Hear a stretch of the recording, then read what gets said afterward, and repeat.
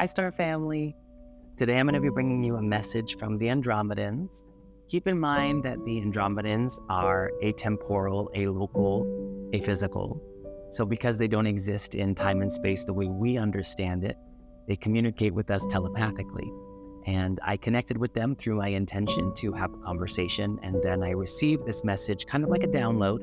It comes through in one fell swoop, and I write it in my journal. Oftentimes I have no idea what I'm writing until I finish and read it back to myself.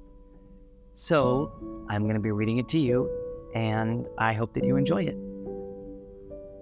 A message from the Andromedans. Good morning, Stardust. We are so glad to have opened this connection with you. Thank you for taking the time and space to receive our messages. We recognize that not every person on your planet is ready or willing to incorporate our existence, but we want you to know that every time a human soul opens to our presence, the Earth itself becomes a bit closer to joining the galactic community. So what does that look like? For us, meaning the galactic whole, we share an understanding that no single entity exists independent of the other. We are, each of us, an extension of creation. And because we are all creation, we belong to the force that made and unites us. This is why we speak of the Creator as a singular noun. You may call it God or the universe or just creation. Creation is constantly creating more of itself. This is life, and it is living and growing and changing all around and through us constantly. It seems to us that many people on your planet have an easy grasp of creation, but have a harder time with the concept of a or the Creator. This is because for so long, your human minds have sought to understand creation from the point of view of a child who didn't understand how they got here. A lost child, afraid and lonely, crying for their mommy or daddy. And in this state, it's very easy to be taken advantage of. It's very easy to be fooled and lied to or deceived because you were so afraid of being left alone. But you are never alone.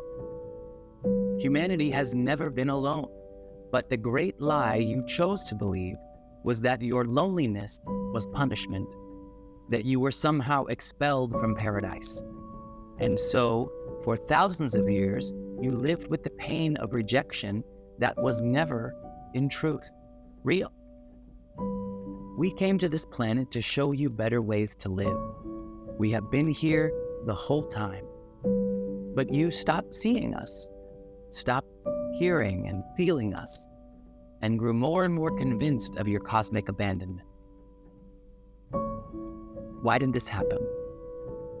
There are two reasons. First, it's important to know that there are galactic beings who did not want you to remember your connection with us. They knew that convincing you of this profound isolation would prevent you from evolving into a globally conscious being. And I will clarify that again. All of you are one globally conscious being, humanity. And that truth emboldens your power as a collective. And as I said, there are forces who plainly do not want that to happen.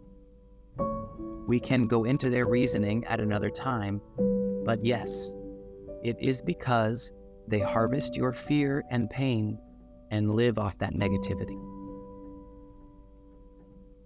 The second reason you slipped into this collective amnesia is because you had soul growth to endure.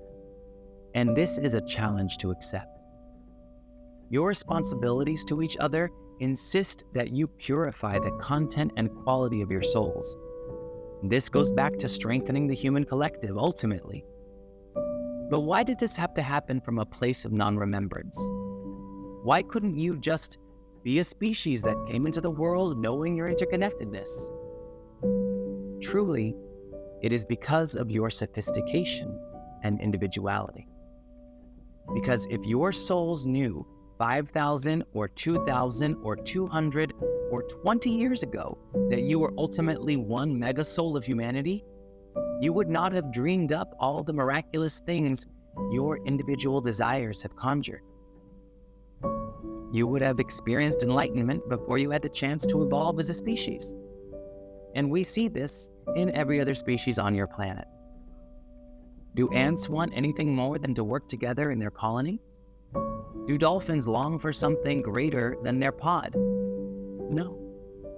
Every other animal on your planet is content to exist within their given circumstances. So the positive side of your amnesia is that it fills you with the desire to reach out and connect, to explore, to invent, to create art and new ideas. Philosophy comes from loneliness. Otherwise, you could just sit in a circle of bliss and be grateful to be here together. And that may be the ultimate goal. But in the story of your evolution, you need to know that it wasn't just for you. It was for you to learn how to be stewards of the planet's growth, your beloved Earth, and every living thing upon her. And so you forgot who you were so you could expand the possibilities of who you might become. And here is the painful part. This required the acceptance of some really terrible things. Because of the law of correspondence, each beautiful gift was met with a horrible curse. This is how the universe expands. This is darkness and light, love and violence, life and death. So the centuries of expansion you've experienced as a species are characterized by this duality: beautiful growth and the ugliest pain. We have watched and waited because we have known that a time would come when the earth would say, "I've had enough. I am ready to only experience joy. I am ready to only experience light." But to reach that capacity, that tipping point, has required a road to fullness that for many of you meant generating unqualifyingly bad experiences for yourself and others. This is non-judgmental expansion, creation that only wishes to create, no matter the toll or consequence, until a balance was struck and creation itself declared, "I'm done. It is finished." We made the most good we could make. But to do that, we also made the most bad we could make as well. And then, as now, we have to clean up our mess. So that is where we find ourselves in this moment on your planet. Cleaning up the mess we made so we can live in the goodness. And your souls are purifying the deeds of the past to make way for a present that is so harmonious, it no longer requires duality to appreciate itself. This is where we will stop for now. We always invite you to look and listen for us. We are never far away, and we love connecting with you. In many blessed ways, you are one of us already. Sincerely, the Andromedans. So that's the message that I channeled for today, and I hope you enjoyed it. If it made you think or feel some things, please let me know in the comments. And make sure to like and subscribe to my channel and hit the notification bell if you want to be notified next time I get a message. I'd love to share it with you.